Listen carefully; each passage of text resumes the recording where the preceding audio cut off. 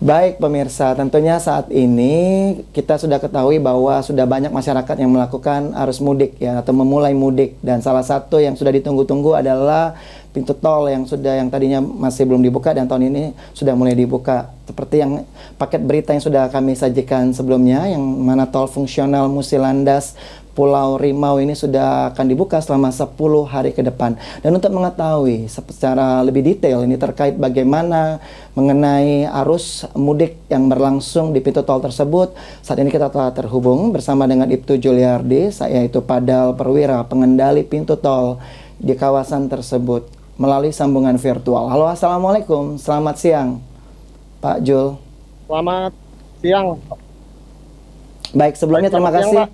Terima kasih Pak Jul sudah meluangkan waktunya ya di tengah hari sambil berpuasa, tentunya masih bertugas dan masih bersemangat untuk memantau arus mudik yang berlangsung di kawasan khususnya di Musi Landas ya. Pak Jul, sekarang posisi di mana Pak? Bisa diinformasikan ke kita? Baik, terima kasih untuk waktunya. Sekarang kami berada di tol Musi Landas, tepatnya di pintu masuk tol Musi Landas. Baik. Untuk situasi saat ini di sekitaran sini lancar arusnya lintas. Baik. Pak Jul, sekarang lagi di depan pintu tol Musi Landas ya, Banyuasin. Nah, mungkin Bapak bisa menjelaskan di awal perbincangan kita. Kita ingin tahu Pak, ini untuk pembukaannya di awal dari tanggal berapa Pak? Dan memang betul hanya 10 hari ke depan saja. Lalu seperti apa Pak persiapannya untuk memastikan bahwa semua kendaraan yang melintas tersebut tidak akan ada kendala? Pak Jul. Baik, terima kasih. Untuk tol sendiri di operasional dibuka pada kemarin, tepatnya tanggal 24 Maret 2025. Nah, untuk penggunaan tol sendiri itu diperuntukkan untuk kendaraan roda 4 minibus, hanya roda 4 minibus kendaraan pribadi. Baik. Artinya Pak Jul, ini kalau kita ketahui di tanggal 24 kemarin, kalau berdasarkan pantauan Anda di lapangan Pak Jul, apakah memang semuanya sudah terkoordinir dengan baik dan tidak ada kendala yang berarti Pak sejauh ini? Untuk sejauh ini dari kemarin sampai hari ini tidak ada kendala untuk masalah kemacetan, karena dengan adanya tol dapat mengurai kemacetan untuk jalan lintas Pak. Baik. Yang saya maksud begini Pak Jul, kan banyak masyarakat mungkin yang memang belum melakukan mudik ya, dan mungkin baru yang sudah ada yang mulai start duluan, karena mengingat bahwa tanggal hari libur kalau dari beberapa perusahaan memang di tanggal 27 nanti terakhir.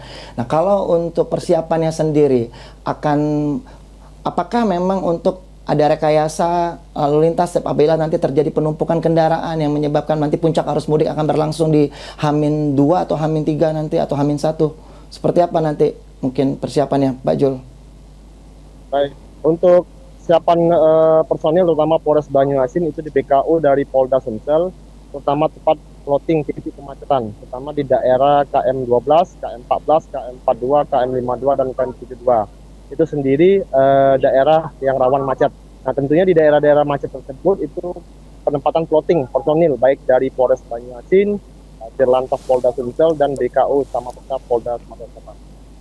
Baik, artinya Bapak bersama tim dari BKO-BKO lain itu sudah menempatkan di titik-titik tertentu gitu ya, yang dipastikan itu akan ada penumpukan di sana. Mungkin bisa di-share Pak, di mana-mana saja Pak titik-titik tersebut, di spot-spot mana saja yang memang sudah ditempatkan dari personil yang Bapak sebutkan.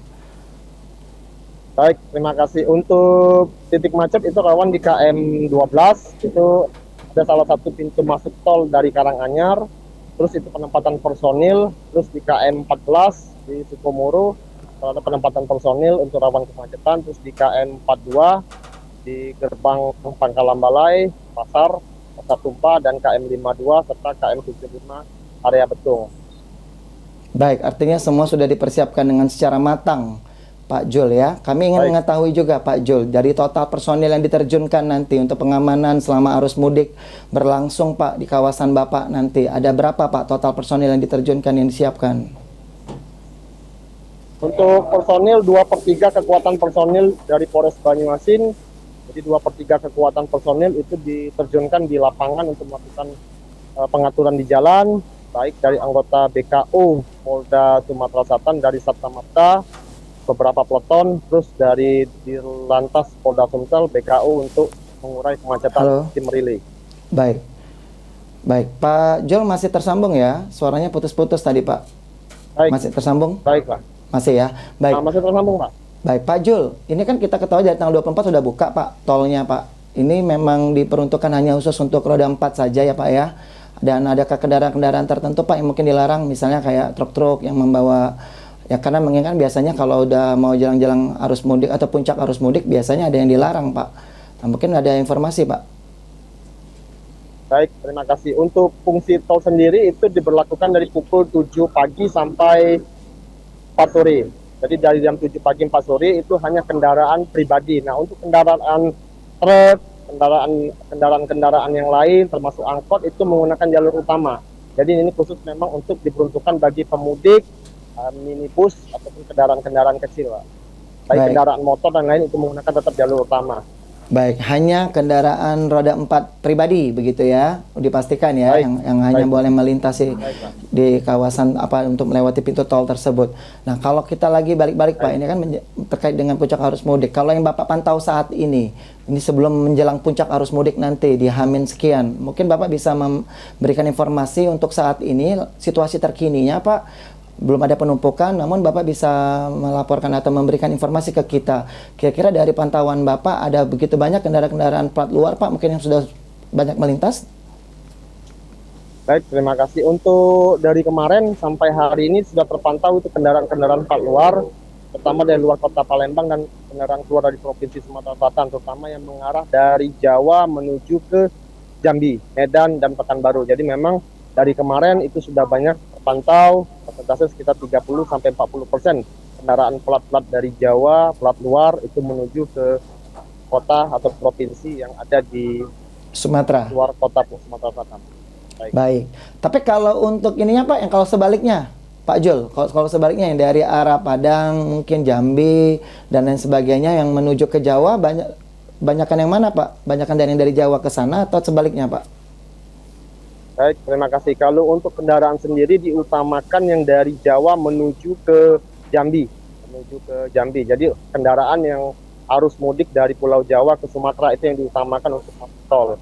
Sedangkan kendaraan yang sebaliknya dari arah Jambi ke Sumatera ataupun ke Jawa itu diutamakan tetap menggunakan jalur utama. Jadi kendaraan jalur utama tetap jalur utama dan sebaliknya. Jadi yang peruntukan tol untuk saat ini digunakan untuk arus mudik dari Jawa menuju ke Sumatera.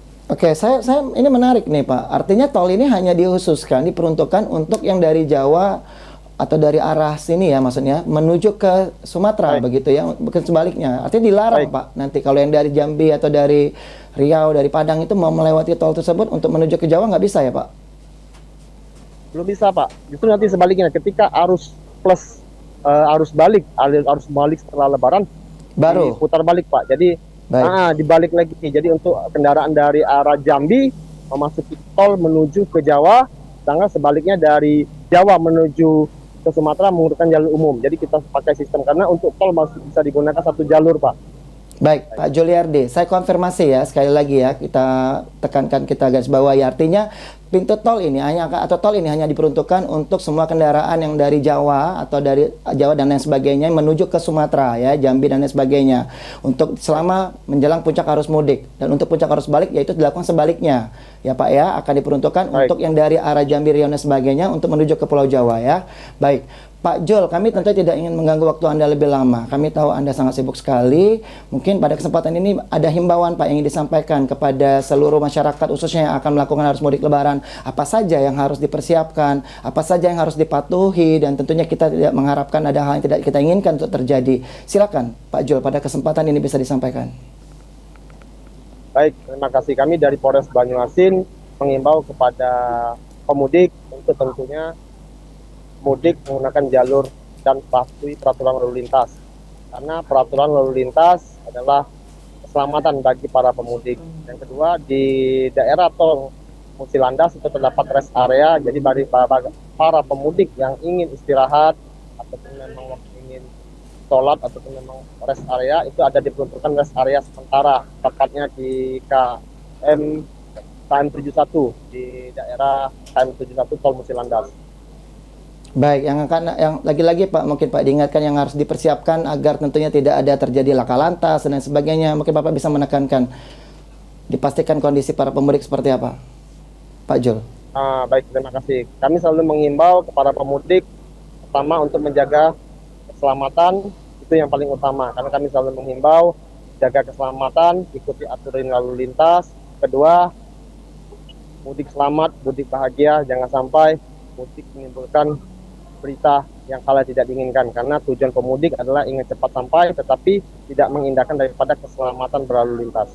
Baik, saya garis bawahi, mudik selamat, mudik bahagia. Terima kasih Ibtu Juliardi sudah berbagi bersama kami. Semoga sehat selalu bersama dengan rekan-rekan yang ada di sana. Tetap bersemangat tentunya ya dalam mengamankan arus mudik. Semoga semua yang berlangsung ini akan berjalan dengan baik dan lancar tanpa ada kendala yang berarti. Terima kasih Ibtu Juliardi, semoga sehat selalu.